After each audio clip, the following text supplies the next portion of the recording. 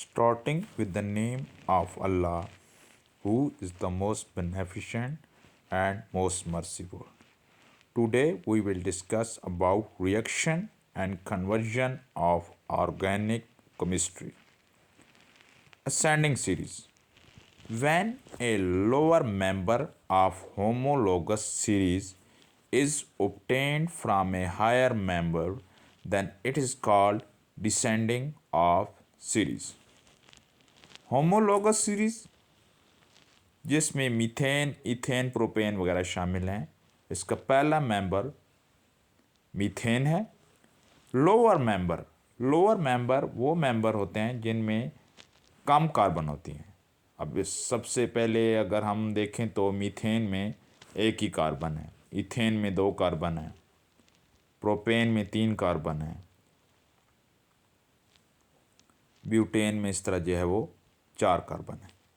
When a lower member of homologous series is obtained from higher member, then it is called descending of series. Higher member जिनमें ज़्यादा carbon होती हैं।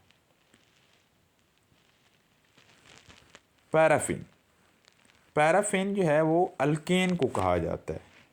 Paraffin का मतलब होता है लीस्ट रिएक्टिव, तो अल्केन जो होती हैं वो लीस्ट रिएक्टिव होती हैं। हमने इथेन टू मीथेन जो है वो जाना है।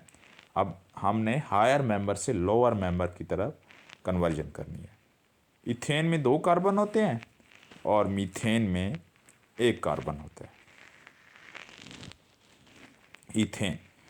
इथेन लाइट की मौजूदगी में क्लोरीन के साथ रिएक्ट करके अल्काइल हैलाइड बनाती है, यानी इथेन लाइट की मौजूदगी में क्लोरीन के साथ रिएक्ट करके इथाइल क्लोराइड में कन्वर्ट हो जाएगी। Ethyl chloride alcoholic potassium hydroxide की मौजूदगी में इथीन में कन्वर्ट हो जाएगी। Ethyl chloride potassium hydroxide alcoholic potassium hydroxide की मौजूदगी में इथीन में कन्वर्ट हो जाएगी। इसी तरह हमने इथेन से शुरू किया था और इथीन बन गया। इथेन से जो इथाइल क्लोराइड बना था, यानी इथेन ने जब लाइट की मौजूदगी में क्लोरीन से रिएक्ट किया था तो इथाइल क्लोराइड बना था।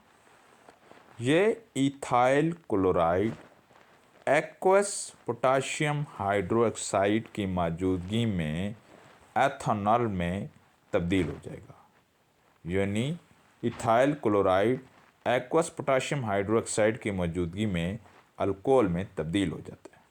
ये हमारे पास एथेनॉल आ गया। एथेनॉल की जब ऑक्सीडाइजिंग एजेंट की मौजूदगी में ऑक्सीडेशन की जाती है तो वो एथेनॉल यानी अल्डिहाइड में तब्दील हो जाता है, यानी अल्कोहल से अल्डिहाइड में तब्दील हो जाता है। अल्कोहल से अल्डिहाइड में कन्वर्जन कैसे की जाती है? ऑक्सीडेशन करके, ऑक्सीजन से रिएक्ट करवा के।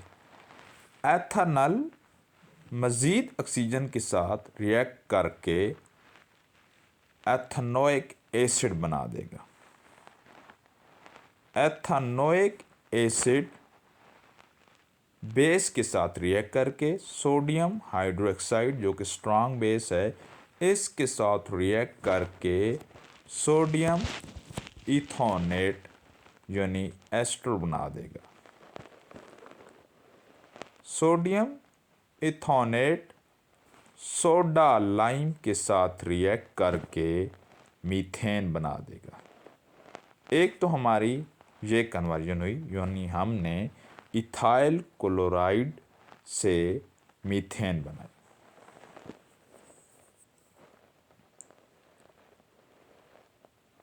हमने इथाइल क्लोराइड से मीथेन। दूसरा, जब इथेन इथाइल क्लोराइड में कन्वर्ट हो जाती है और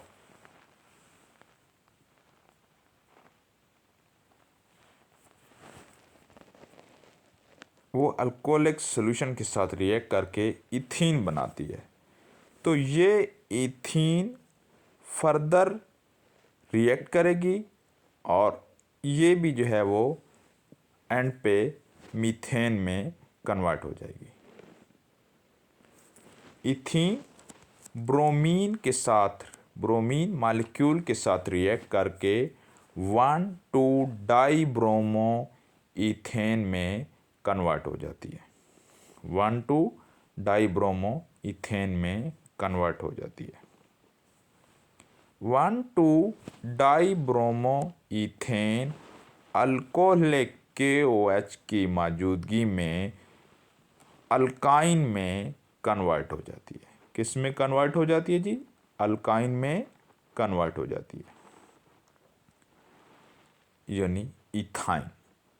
2 कार्बन है इसमें और हम इसको इथाइन बोलेंगे जी। इथाइन डाइल्यूट्स सल्फ्यूरिक एसिड और वाटर और मर्क्यूरिक सल्फेट की मौजूदगी में एल्डिहाइड में कन्वर्ट हो जाएगी, यानी एथेनॉल में तब्दील हो जाएगी।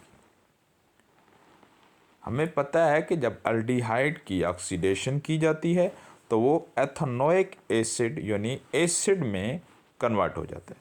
यहाँ पे हम एथेनॉल की जब ऑक्सीडेशन करेंगे ऑक्सीडाइजिंग एजेंट से, तो ये एथेनोइक एसिड में कन्वर्ट हो जाएगा।